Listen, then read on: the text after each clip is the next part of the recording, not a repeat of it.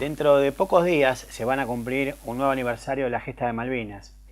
Hoy vamos a conversar con Marcelo Marano, que es alguien que vive en San Andrés de Giles y que fue parte de esa gesta enorme de la República Argentina. Alguien que nos cuenta su experiencia de la guerra, pero también nos cuenta su experiencia de volver a Malvinas, quizás en otra faceta, en la faceta de corredor. Marcelo está por emprender un nuevo viaje a Malvinas y con él vamos a hablar sobre este tema tan caro a todos los argentinos. ¿Te acordás el momento en que llegaste a las Malvinas por primera vez? Sí, me acuerdo. Me acuerdo, fue un martes 13 de abril, cerca de la 1 de la madrugada, más o menos, una cosa así. ¿En avión? En avión. Sí, sí. ¿Y qué esperabas cuando llegaste ahí? ¿Qué expectativa tenías?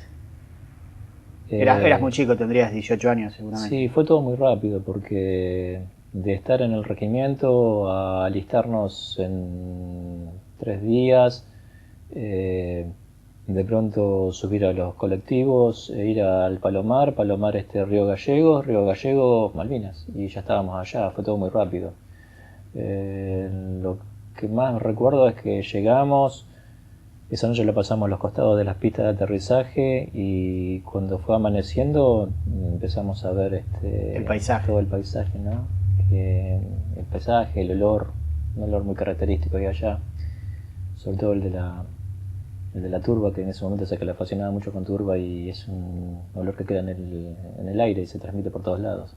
¿Y cuándo tomaste conciencia que ibas a una contienda militar, a una guerra? ¿Cuándo fue la primera vez que dijiste, bueno, acá hay una guerra? Y ya cuando estábamos en el servicio militar, la instrucción que nos habían dado en la clase 62 era una instrucción muy, muy dura, con mucha movilización, sobre todo mucha salida de los terrenos. Estuvimos en La Pampa 2 semanas, como si realmente atacara Chile la Argentina. Entonces en ese momento se hablaba de un posible conflicto con Chile porque ya veníamos, ¿no es cierto?, de lo anterior. Claro. Nunca se pensó un conflicto así en Malvinas.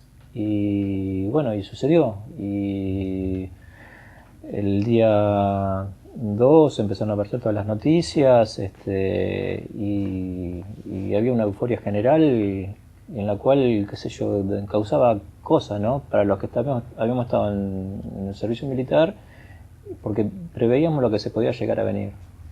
Y bueno, yo estaba de baja, hacía 5 meses que estaba de baja porque salí en la primera baja en el mes de noviembre. O sea que ya estaban de vuelta en la vida civil. Y me llegó la carta de reincorporación el día 4, que la recibe mamá, me la pasa y bueno, ahí entra un poco más en circunstancia de que lo que iba a pasar.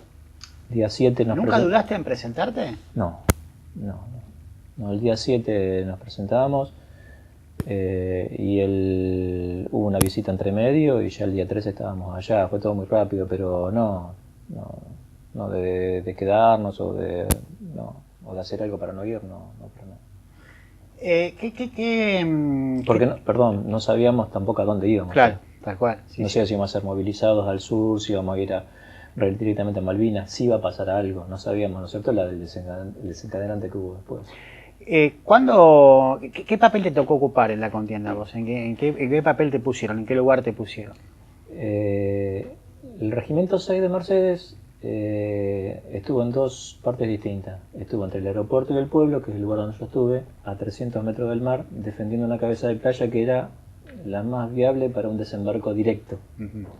Porque era lo que estaba defendido. Lo que estaba defendido era Puerto Argentino, el pueblo. Las islas son muy grandes. ¿Qué es lo que se decía, no? Que iban a atacar a Puerto Argentino, que el desembarque iba a ser ahí. Y la forma más directa de desembarcar era por la cabeza de playa donde estábamos defendiendo nosotros. La otra compañía, la compañía B, que se formó mientras nosotros estábamos de baja, con soldados de distintas compañías que formaron la compañía B, pasó a estar en la zona de las alturas, en la base de Monte Dos Hermanas. Estaban en ese sector. ¿Y qué pasó? Todo ese anillo alrededor montañoso que estaba alrededor de Puerto Argentino estaba todo fortificado. Montelón, Montequén, Dos Hermanas, y era donde estaba la mayor defensa. Los ingleses vinieron por el lado del estrecho y avanzaron ahí, y es como que cercaron, es como que aprisionaron ese sector nada más, que quedó solamente o sea, ida y vuelta de agresión mutua. Nosotros pasamos a estar en un sector más o menos privilegiado en el sentido de que no tuvimos combate cuerpo a cuerpo. Claro. Pero en un sector muy bombardeado. La mayor cantidad de bombas quedó en el sector ahí de la zona que va entre el pueblo y el aeropuerto. ¿Cómo es un bombardeo? Es bueno, tiene dos fases. La primaria, que es al principio, y después la del final, ¿no? Al final ya no te importa nada, ya es una cosa, no, eso se hace una costumbre. Pero al principio, No es lo mismo el primero que cuando van pasando, ya llega el momento que ya lo tomás como algo normal. ya sabías más o menos el sector a batir, los horarios que iban que generalmente venían entre las 12 y las 4 de la mañana, más o menos venían los barcos que se acercaban, se ponían en una posición de 9, 10 kilómetros, y ahí empezaba el cañoneo. Se sentía boom, boom, boom, boom, así constante, y a los 9 segundos, 10 segundos empezaban a caer los proyectiles. En distintos lugares que ya estaban más o menos especificados. Había una donde se tiró el misil de tierra que hundió, bueno, era un móvil flotante que iba, ¿no es cierto?, por el camino que va del pueblo al aeropuerto. Lo cambiaban todos los días de lugar. Cuando lo ponían detrás donde estábamos nosotros éramos una batida. Y ahí es cuando más nos preocupábamos. Entonces esa era la parte que más por ahí temor tenías. Y después estaban los aviones. Los aviones venían a cualquier momento, pasaban y tiraban. Y ya era otro tipo de bomba, ya era una bomba de más poder destructivo, hacía más un hoyo mucho más importante, pero bueno, se mantenían a raya. ¿Perdiste compañeros? Sí. Perdí compañeros del regimiento, sobre todo de mi compañía, en el cual estuvimos todo el año, ¿no? Y bueno, siempre hay alguien con el que más recordás, con el que más por ahí de pronto te pega. Todos igual, ¿no? Pero siempre hay alguien por alguien que siempre más lo lamentás. Y bueno, cada vez que uno vaya, que vuelva a Malvinas y va al cementerio... Un poco volvés por ellos, ¿no? Volvés por eso, lo demás es una excusa para ir. Es decir, que está la moratón esta, ¿no? Es una excusa para volver. ¿Cómo fue el momento que se acaba la guerra? ¿Cómo te enterás? ¿Cómo tomás conciencia que la guerra se había terminado y que todo se había terminado? Y bueno, ya del 11 de junio en adelante, ya los combates eran más cruentos, ya el bombardeo era un ida y vuelta muy, muy fuerte. Ya veíamos que estaba todo ahí. Veíamos que se iba a desencadenar en algo. Pero nosotros pensábamos que iba a haber un combate final. Pensábamos eso. Gracias a Dios no sucedió, porque en realidad, si bien ya a esa altura no te importaba tanto lo que estaba pasando, porque ya estaba jugado, ¿viste? Ya eran muchos días en el terreno, ya lo que quería era que se termine. Quería tener enfrente la situación, y para bien o para mal, pero que se termine, que se defina. Y no sé si eso está bueno, ¿viste? Porque te sale todo lo peor que tenés adentro, ¿viste? Desde ser humano, ¿viste? Te sale todo lo peor, ¿viste? Como para, no sé, ir a hacer una cosa que por después te puedes llegar a lamentar toda tu vida, como es llevarte una vida de alguien más, ¿no? Seguro. ¿Cómo fue el regreso a Argentina para vos? ¿Cómo fue el regreso al continente? No a Argentina, porque las Malvinas son Argentina también, ¿no? El regreso al continente, a tu casa, a tu ciudad. Y bueno, sucede la capitulación, 3 días prisioneros, nos trasladaron al aeropuerto. Del aeropuerto volvimos al pueblo, entre medio que íbamos volviendo dejábamos los cascos, los fusiles por un lado, todo lo que era material así que podía llegar a hacer daño, y estuvimos en el pueblo en un galpón muy grande, prisioneros ahí. A mí me tocó venir en el Bahía Paraíso, de vuelta. Así que nos embarcaron en unos lanchones, llegamos hasta el Bahía Paraíso, que me acuerdo que subíamos por unas redes de soga como los piratas cuando... Sí.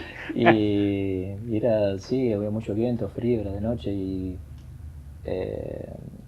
llegamos al barco, y bueno, estuvimos ahí casi 30 horas de navegación y llegamos a Río Gallego, a Puerto Quilla.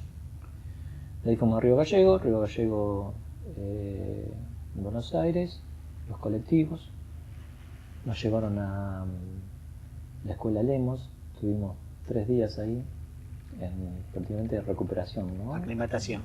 Sí, no, más que más recuperación, alimentarnos bien, asearnos, veníamos con la mugre de 67 días encima, 64 días encima. Nos cortaron el pelo, todo, nos prohibicaron un poco y nos fuimos al regimiento. Cuando fuimos al regimiento ya ese mismo día ya era la presión tan grande de los familiares que nos estaban esperando, de las escuelas, los chicos, era una multitud de gente. Ya ese mismo día nos dieron de vuelta el documento de la pilcha nuestra y nos fuimos para casa. O sea, es que lo sabes muy bien, ¿no? Lamentablemente muchos excombatientes, casi la misma cantidad de los que murieron en las islas, terminaron quitándose su vida, ¿no? Uno puede hacer muchos análisis de por qué. Yo creo que hubo una total desatención del Estado con esa gente, ¿no? Personas que estuvieron combatiendo por su país, que sufrieron las secuelas de la guerra, ¿no? Como le pasa a cualquier excombatiente. ¿Vos tuviste alguna secuela? ¿Tuviste algo que si me querés contar, Mira, es latente en cada uno, está ahí. Es un monstruito que tenemos adentro. ¿Qué sé yo? Quizás tuvo mucho que ver por la cantidad de suicidios que vos decías, ¿no? ¿Con qué se encontró uno cuando volvió? Uno por ahí de pronto... Pasan todas las guerras, ¿no? Sí, porque lo hemos visto, no, la guerra de Vietnam, la guerra de Irak ahora. Tanto del otro lado como de este. Sí, sí, tal cual. Mirá que ellos tienen mucha más cultura bélica que la que nosotros, que es cero, ¿no? Que es insignificante. Y tienen los mismos problemas que tenemos nosotros, tienen más suicidios que nosotros. Sí, sí. Porque fueron a una isla que no conocían, que no sabían por qué estaban peleando ni nada. Nosotros sabíamos, estábamos peleando por lo que era nuestro, por nuestro suelo, por lo que nos venían diciendo desde que éramos chiquititos en los colegios y demás. Ya era una cosa que era piel para nosotros. Estaba intrínseca, claro. Y al volver, vos te encontrás con una contención familiar que te ayudó mucho. Pero hubo algunos que no. Claro. Hay algunos que o sea, es volver de algo que nos marcó para siempre, que ya dejamos de ser los chicos que fuimos como antes de ir y que volvimos de otra forma. Fue un crecimiento muy de golpe en muchos aspectos. Y cuando volvés, entras de vuelta a la vida normal y tenés que desenvolverte y desarrollarte en la vida normal. Cuando vos traes en la mochila todo lo que viviste allá. Y lo que viviste allá no es una película de guerra que ves y pum, pum, pum, y están los buenos y los malos. No, es una guerra. La guerra es una porquería. Una guerra... yo creo que hay pocas películas que reflejan lo que es lo que es una guerra. Siempre es una ficción. El desembarco del día D, que yo llamarle películas así, donde se ve realmente la carnicería que es un combate de artillería, el combate cuerpo a cuerpo, el tener que calar una bayoneta en una guerra que fue hace poquito. Y se peleaba como si fuese en la época fue la última de las guerras así de esa naturaleza. Es cierto. Entonces, toda persona que volvió allá volvió con su mochila. Depende del lugar donde estuvo, lo que vivió. Algunos no pasaron por esas circunstancias, muchos sí.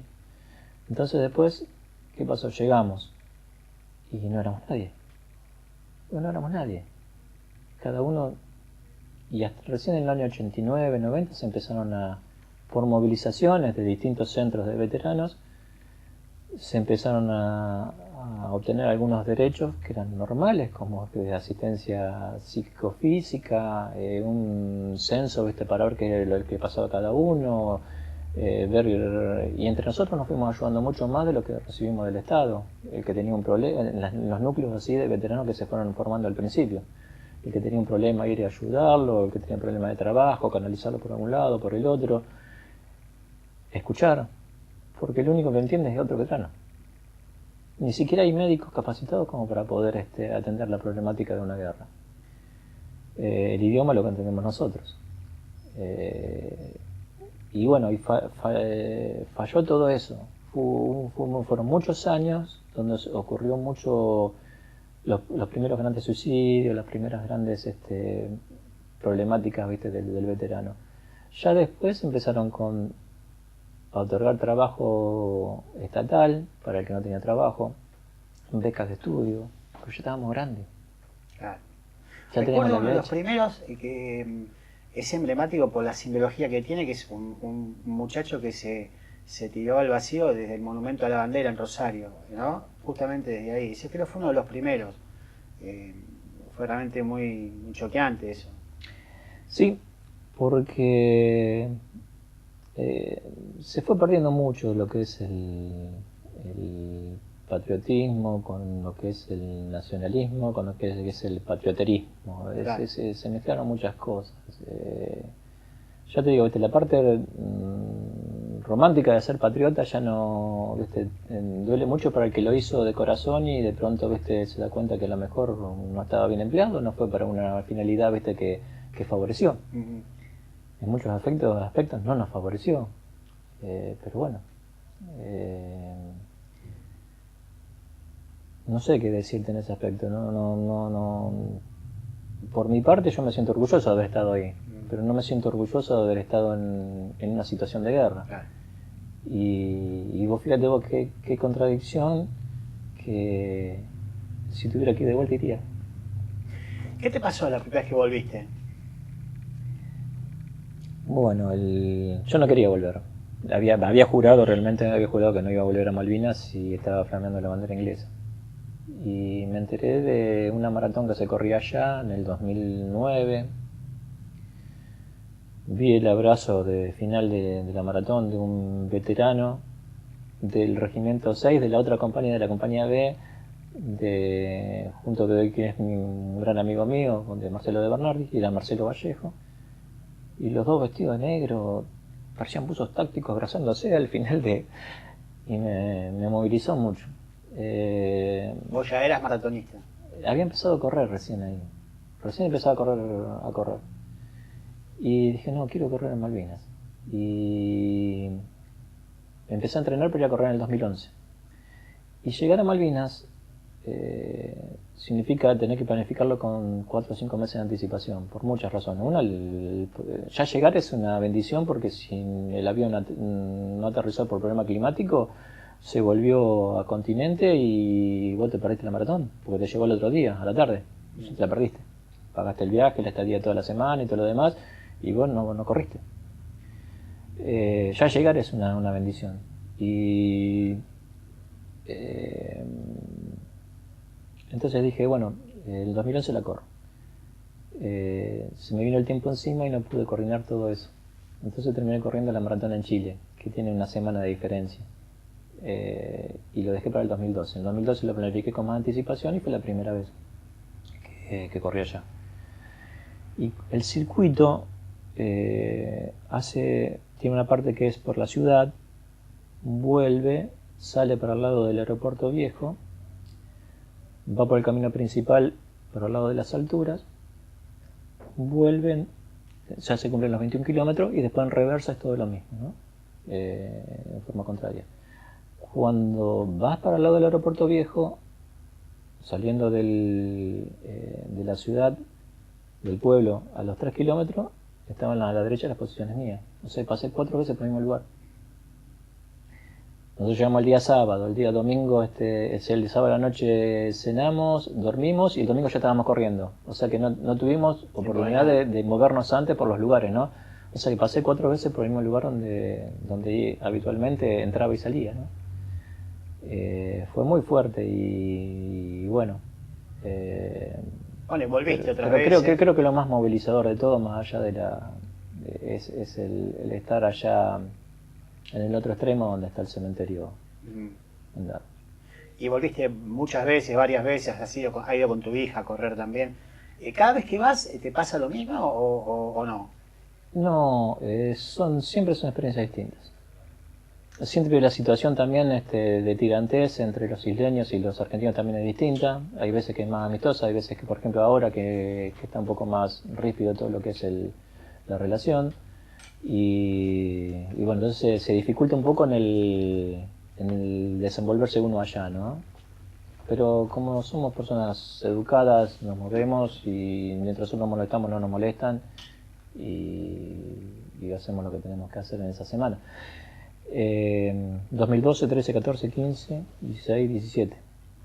¿Y ahora? 17. Esta, ¿no? Ahora vas, ¿con qué expectativa vas? ¿Vas por la carrera para correr o vas también para pisar de Sí, vuelta? la carrera me gusta mucho.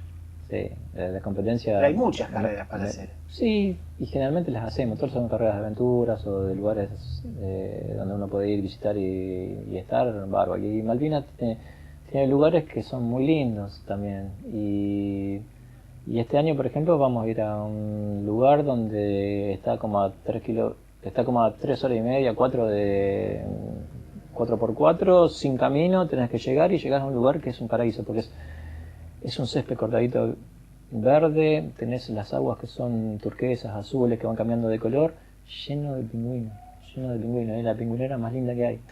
Y eso es Volunteer Point, el lugar. Vamos a llegar a ese lugar, que de las veces que nunca fui a ese lugar, nunca crucé la otra isla, o sea, hay cosas como para hacer. Los lugares de combate sí, los hemos recorrido todo, lo hemos transitado todo a pie, hemos estado en posiciones de aquella época.